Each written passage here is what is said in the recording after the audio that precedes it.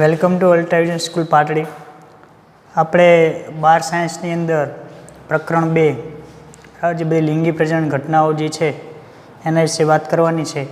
તો એની અંદર આપણે પરાગનયનની પહેલી એમાં એક ઘટના હતી, એટલે કે જે પ્રજનનની ઘટના છે એની અંદર પુંકેસર વિશે વાત કરી હતી. પુંકેસરની અંદર પરાગાશય જોવા મળે, પરાગાશય હોય એની અંદર લઘુબીજાણુ ધાની જોવા મળે. આવું જે પરાગાશય હોય પરાગાશયની અંદર 2 ખંડો જોવા મળે, એટલે દ્વિખંડીય જોવા મળે. એની અંદર પાછા એક ખંડની અંદર 2 કોટર જોવા મળે, એટલે એમ કુલ આપણને 4 કોટર જોવા મળે, એટલે એને પરાગ 4 કોટરીઓ પણ કહી શકીએ. એના પછી પરાગરજ જે હશે એ ધીમે ધીમે લઘુબીજાણુ ધાનીમાંથી પાછા અર્ધીકરણ દ્વારા એ 4 બીજાણુમાં બનશે. 4 બીજાણુ એટલે એ પોતે પરાગરજ કહીએ ને કે અર્ધ પરિપક્વ પરાગરજ આપણે કહી શકીએ. આવી જે પરાગરજ છે એની અંદર કેવી રચના જોવા મળે, તો આપ સમજો કે આ પરાગરજ છે એની આજુબાજુ આ રીતના 3 આવરણ આવેલા હોય, બાહ્ય આવરણ અને અંત આવરણ 2 આવરણ આવેલા હોય.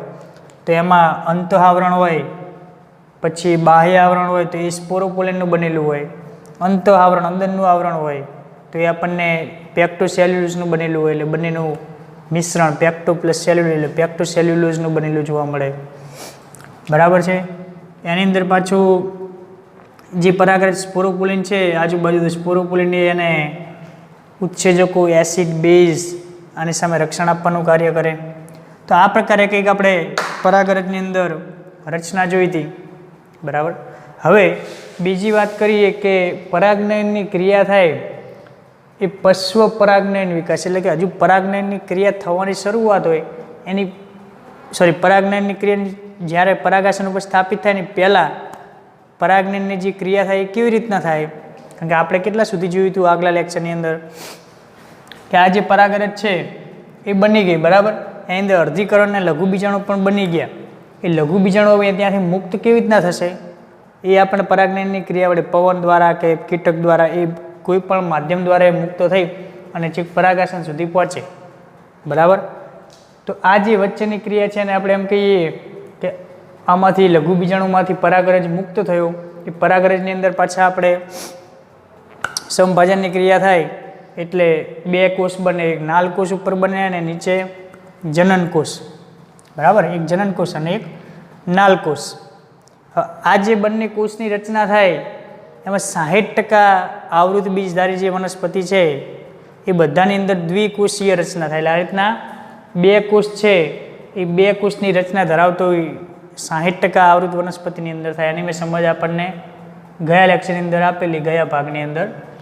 અને 40% વનસ્પતિ છે એની અંદર કેવી રચના જોવા મળે આપણને? 3 કોષીય રચના. અને એ 3 કોષીય રચના ક્યાં થઈ હોય? પરાગાશયમાં, એટલે કે લઘુબીજાણુ જે ધાની છે એની અંદર જ 3 કોષોની રચના થઈ અને પછી જે મુક્ત થાય. અહીંયા જેમ કે 2 કોષ છે ત્યાંથી મુક્ત થઈ ગયો.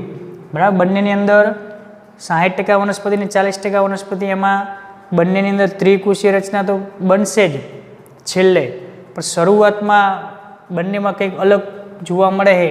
એમાં દ્વિકોષીય રચના છે તો એ પરાગાશયમાંથી મુક્ત થઈ ગયો પછી પરાગાશય ઉપર આવે પછી એ 3 કોષમાં મુક્ત બનશે. આગળ આપણે સમજશું 3 કોષ બનશે અહીંયા, પછી એ 3 કોષમાં મુક્ત થશે.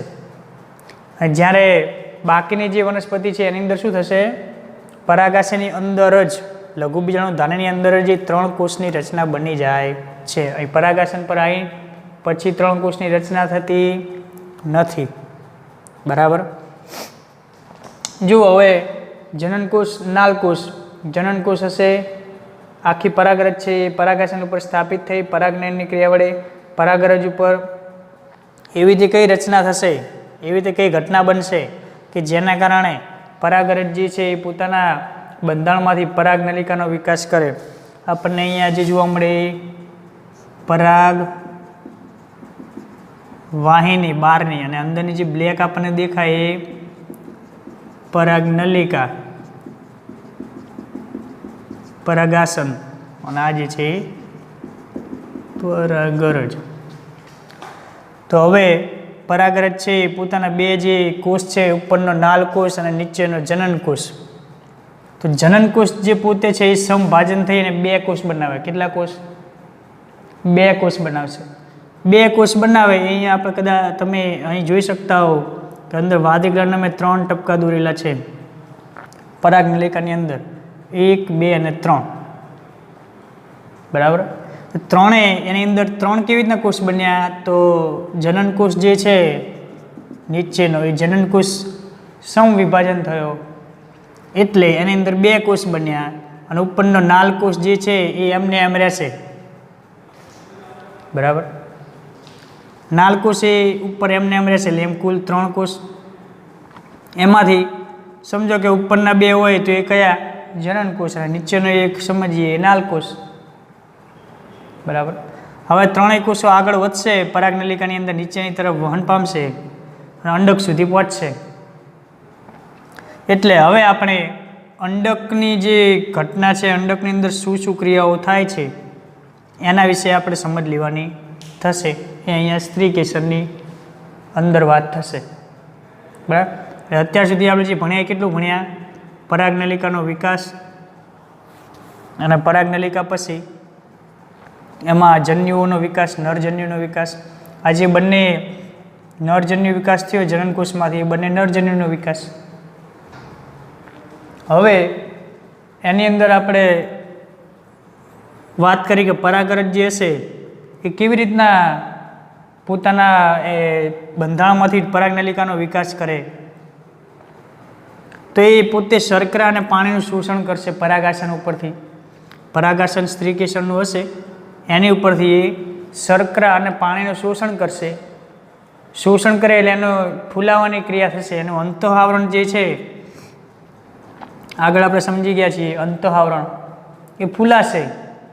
ફૂલાય એટલે આનું અંતઃઆવરણ જ અહીંયા જે બ્લેક કલરની પરાગનલિકાનો વિકાસ થાય એ અંતઃઆવરણમાંથી થાય છે. આ એક સમજજો ખાસ, કારણ કે એ આપણને પૂછાતું હોય નીટમાં ને કે પરાગનલિકાનો વિકાસ શેમાંથી થશે? તો અંતઃઆવરણ, પરાગરજનું અંતઃઆવરણ જે છે એ વિસ્તૃત થશે અને એ પરાગનલિકા સ્વરૂપે આગળ ને આગળ વધતું જશે.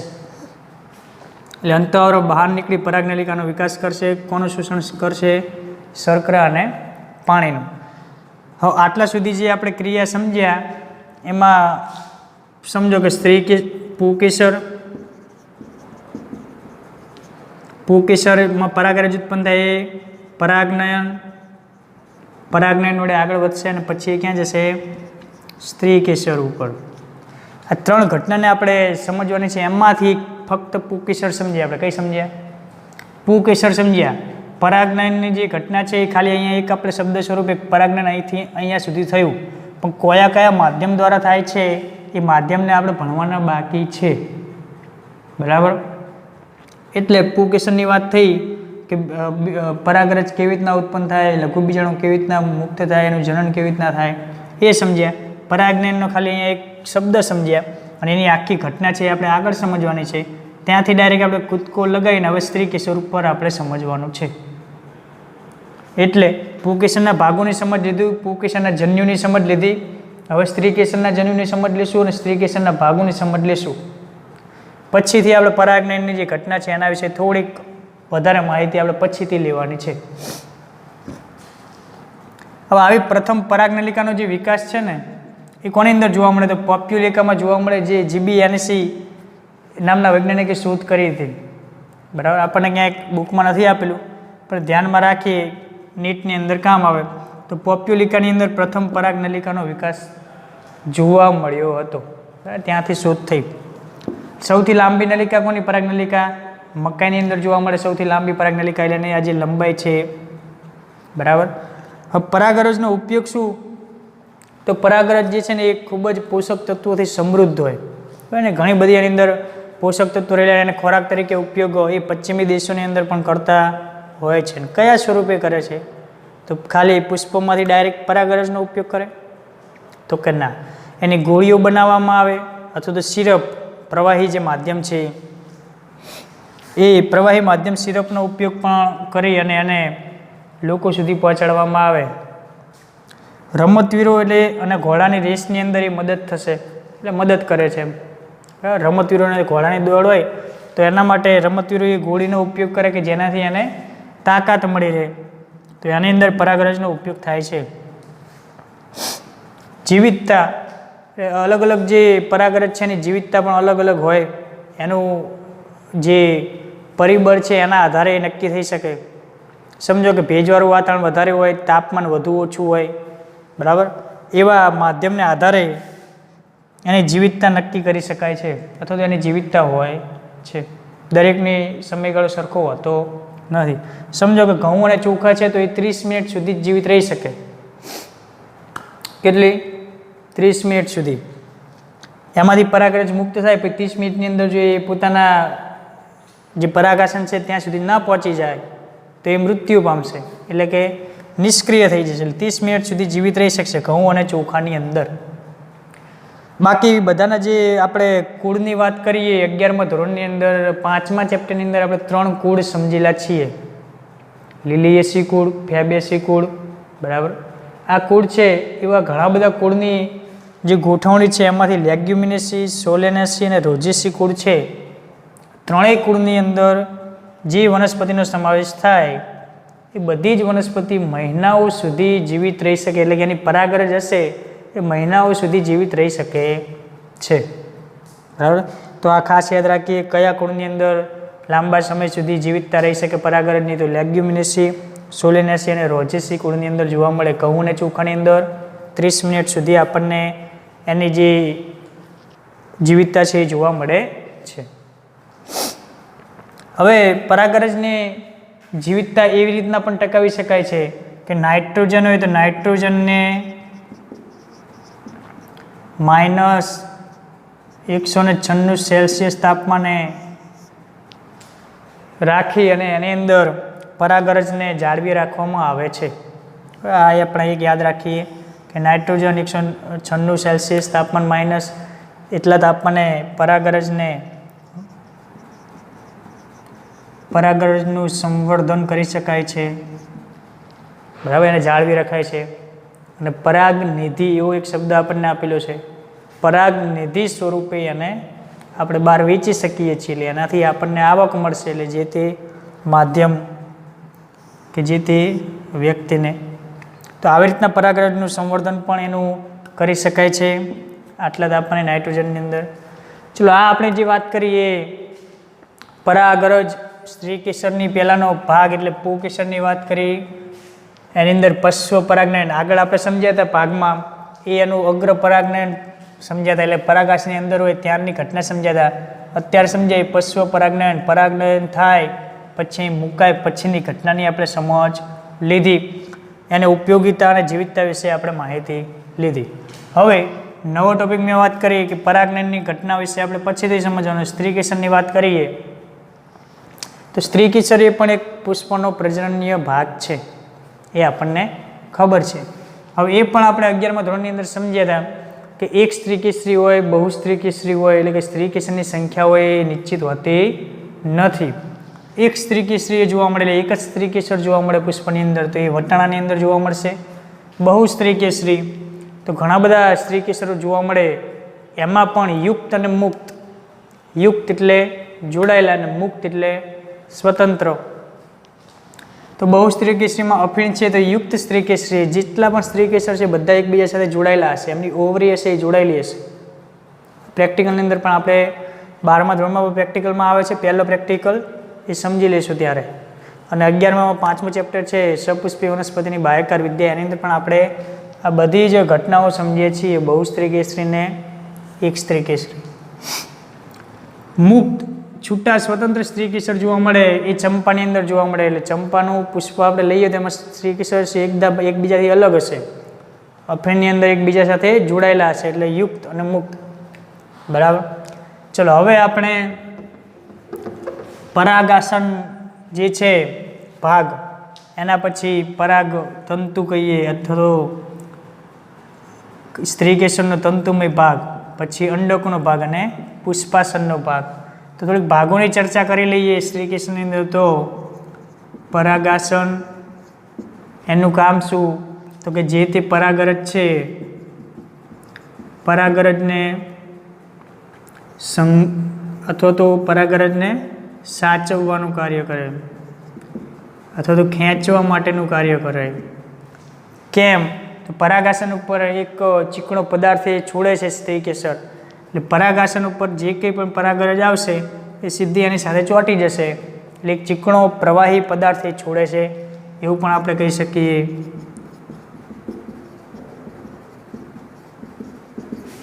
બરાબર છે. પરાગાસન પછી આવે પરાગવાહિની. તો પરાગવાહિનીનું કોઈ એવું ચોક્કસ કાર્ય નથી, પણ એની અંદર જે પરાગાસનમાંથી પરાગનલિકાનો વિકાસ થાય આપણે આગળ સમજ્યા, એને સાચવવાનું કાર્ય કરે એવું આપણે કહી શકીએ. પરાગવાહિની પછીનો ભાગ આવે એ અંડક, કે જે એક ફૂલેલો ભાગ છે.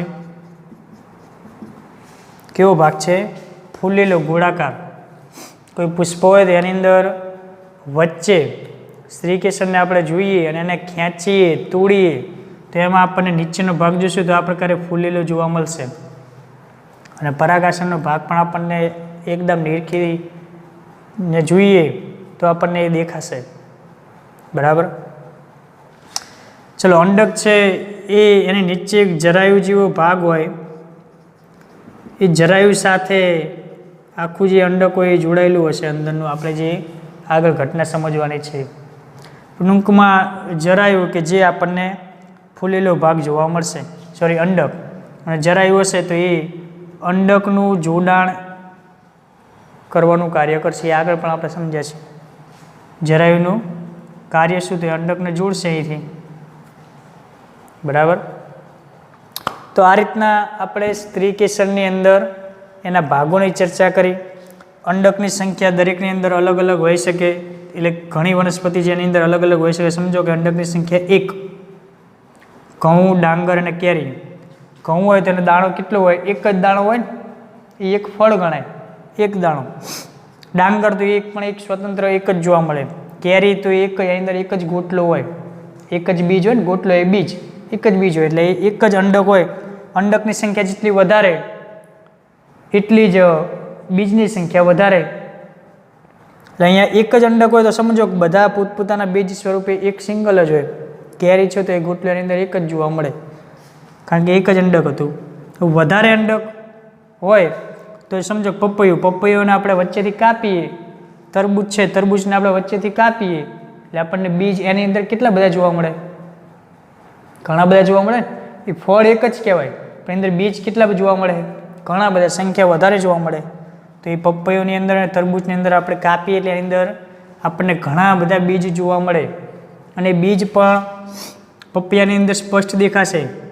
છૂટા બીજ નહીં હોય, એ બીજ છૂટા નહીં હોય. તમે જોજો કે એની સાથે આ જરાયુ, મેં વાત કરી ને જરાયુ, એ જરાયુ અને પુષ્પાસન એ બંને સાથે એક જોડાયેલો ભાગ આપણને જોવા મળે. પુષ્પાસન એ પુષ્પ હોય ત્યારે જ હોય, પણ જ્યારે ફળમાં રૂપાંતરિત થાય ત્યારે એનો આખો ઓરી જે કહીએ અંડક, એની સાથે જોડાયેલો એક ભાગ કહીએ. બરાબર. તલ પ્રદેશ.